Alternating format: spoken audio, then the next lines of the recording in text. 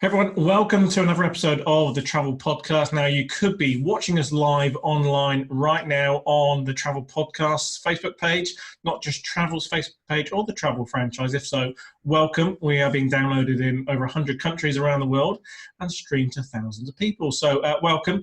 We thought we'd give you another update. The world of travel is a very, very busy place these days. So I'm joined by Lauren. Hi, Lauren. Hi, Steve. Hi, everyone.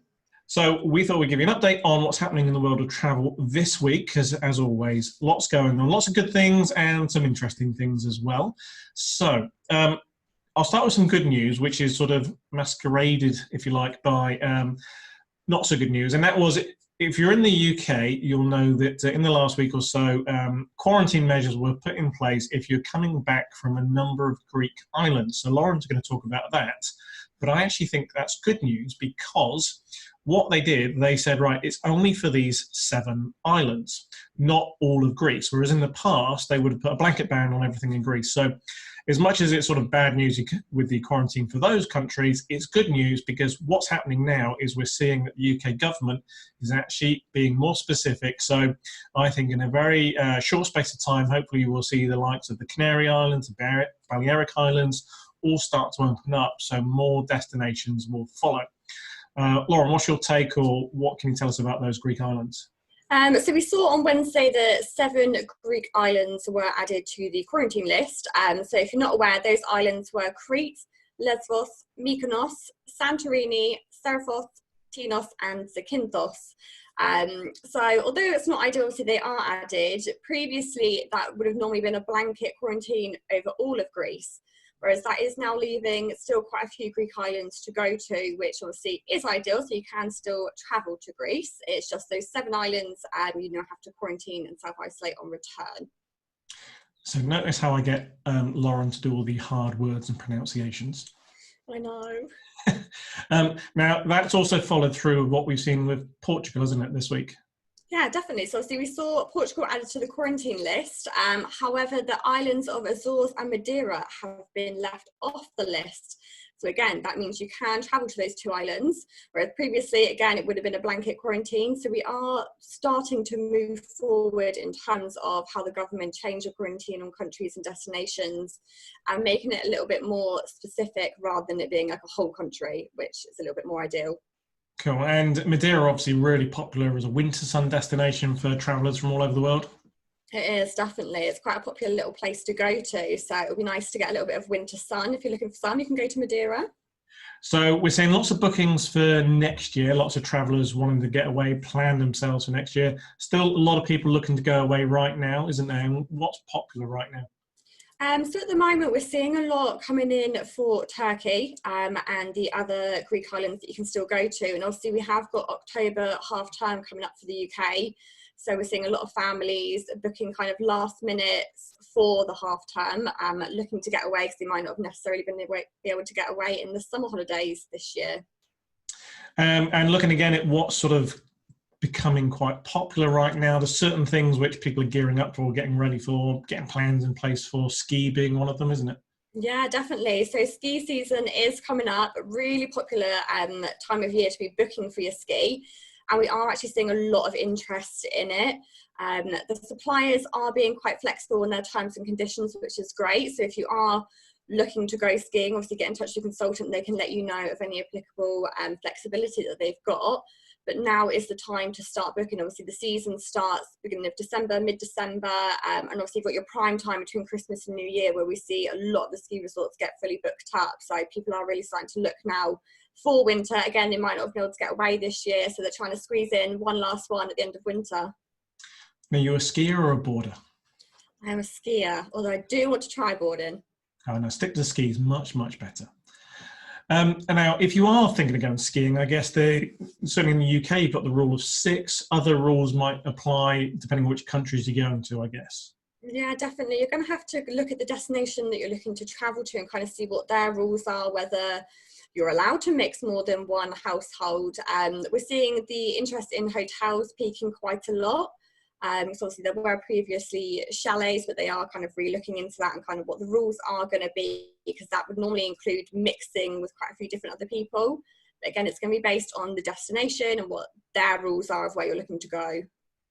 So I guess my tip would be, if you are thinking ski might be something you want to do, book early, because you've said the operators are being quite flexible. So it means if it needs to be cancelled, it'll be cancelled, refunded, rebooked, that type of thing. But we could see limited availability for ski resorts. So your best option is to book early, because the chalets might be out of action.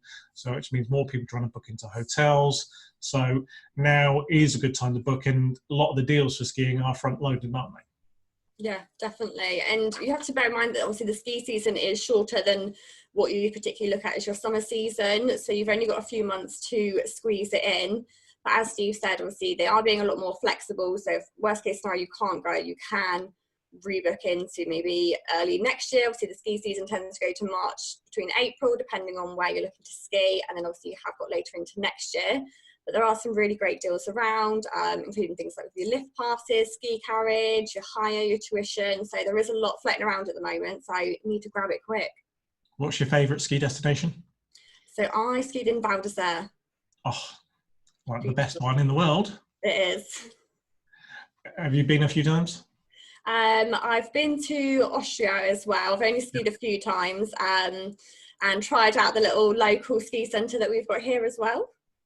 Very good, very good. So yeah, Val d'Isère, I was there earlier this year actually, so a fantastic resort, definitely one I'd recommend. Okay, what else is selling really well right now, really popular? So travel trends, actually looking ahead to next year, where people haven't been able to go away this year and do kind of their milestone holidays, such as special birthdays or occasions, we're seeing a massive increase in luxury travel trends for next year. So the feedback from clients is that they're thinking bigger and better for next year. So in terms of larger families going away, and the types of holidays as well are changing. So we're seeing quite a big increase in people looking at the wildlife camps in Kenya and Tanzania. So for next summer, so July and August, they're actually quite booked up with families who have postponed their holiday from this year. They're changing it to 2021 to see the migration, which is really good. And we're seeing a big increase in demand for things like private yachts, particularly for Greece for next summer. And an interest is sparking in cruising on smaller ships. So with the likes of Silversea, that's attracting a lot of increased interest. So I think people are looking ahead to those bucket list kind of holidays. They haven't been able to get away this year. Obviously, some people go away quite a few times a year. We've had nearly 6 months now of limited travel, so people are kind of getting itchy feet and they're thinking bigger and better for next year. And I guess things like a lot of operators and travel companies are offering low deposits, pay monthly options, which are in effect like 0% interest type deals, aren't they? Yeah, definitely. It makes paying off your holiday a lot easier. It's more affordable than what you think. If you're doing it with your low deposit and then you're paying off with your monthly payments, you don't really notice it because you've got it all set up, so it automatically comes out your bank, and before you know it, your holiday's paid off and you're ready to pack and go. Fantastic. So, one last thing from me. I was talking to Paula in our team this week. She's just come back from Cyprus, looks sickeningly tanned, which is really frustrating if you're itching to get away. But she said it was a fantastic. Resorts were really well looked after. Now, Cyprus is one of those destinations, a little bit like Dubai, which we were on last week's podcast we were talking about. But Cyprus, you have to have a test before you go, don't you? Yes, you do. A lot of countries are doing that. It's a case of you having a test before you go and or one when you arrive as well. But Cyprus is one where you've got to have your test. I think it's within 72 hours of your departure there, and you have to upload it to your Cyprus flight pass as well. So there are lots of regulations in place that you do need to check out. But I guess the thing there is, it's great because it makes you feel safe, makes everyone else feel safe. But actually what Paula said to me was, it's really no bother because it's no different than going to the doctors to get a jab before you go away, and it's actually quicker and easier than that. So don't let things like that put you off, because actually it really adds to the whole confidence. She said the plane was packed out busy, but everyone was wearing masks and everything, so she never at any point felt that she wasn't safe. Definitely. I think a lot of people are enjoying kind of the new way of travel. People stay away from you. It's a lot more calmer, and like the airports and stuff. I think people are really enjoying this new way of traveling abroad. You sound antisocial there.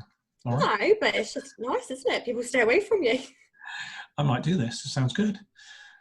Fantastic. Right. Thank you very much, Lauren. If you found this useful, then do download more of our podcast episodes. There's lots of them over on our, you can find them on iTunes.